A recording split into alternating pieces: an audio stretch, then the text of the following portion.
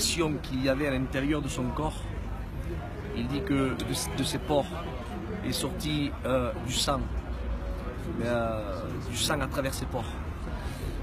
Et les premières gouttes du sang de Jésus qui ont été versées pour toute l'humanité, pour toi qui m'écoutes, et pour moi, ont été versées ici.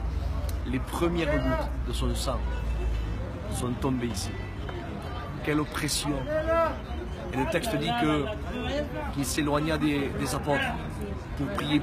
Le texte dit, comme dans l'évangile de Jean, il dit pour prier plus instamment, c'est-à-dire avec beaucoup plus de ferveur. Il se jeta à genoux, rentrant en agonie. Et là, il y a une prière secrète que les évangiles n'ont pas, que les apôtres n'ont pas écoutée. C'est pour cela que ni Pierre, ni l'évangile de Matthieu, ni l'épître de Pierre,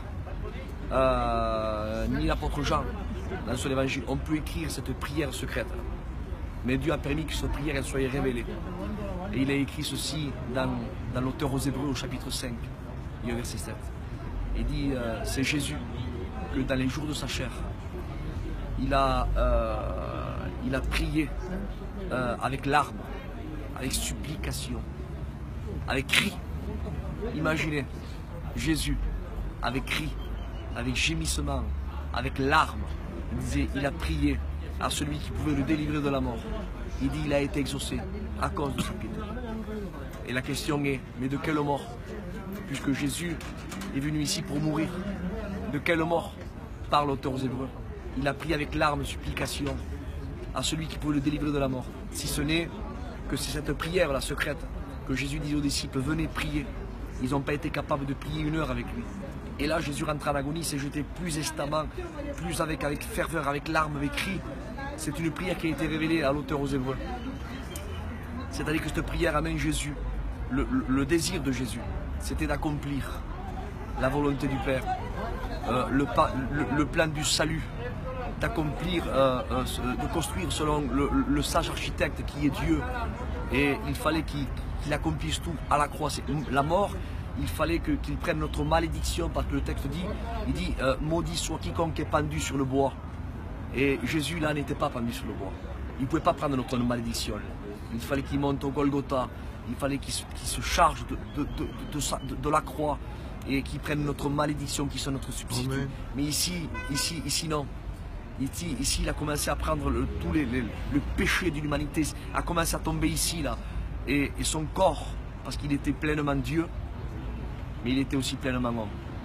C'est quelque chose que ça nous dépasse. N'essayez pas de percer ce mystère.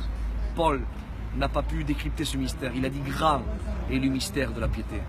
Jésus-Christ, homme, c'est-à-dire le divin, pleinement divin, mais aussi pleinement humain. Et il était là, en tant que pleinement humain.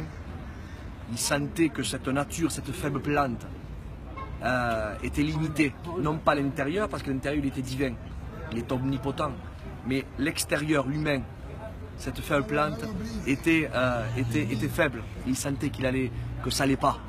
Il sentait que la mort allait s'accaparer de ce corps. Et il a prié à celui qui pouvait le délivrer de la mort. Mais de quelle mort? La mort du jardin. Quel vaillant héros, Jésus. Amen. Jésus n'avait pas peur de la mort, mais bien le contraire. Il désirait la mort.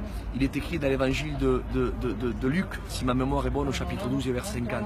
Il dit, il y a un baptême que je dois être baptisé. Et il parle du baptême de la mort. Il dit, et combien cela me tarde de l'accomplir. Donc ça le tardait d'aller à la croix. Ça c'est ce que Jésus a fait pour toi. Amen. Que Dieu vous bénisse. Amen. Gloire à Dieu.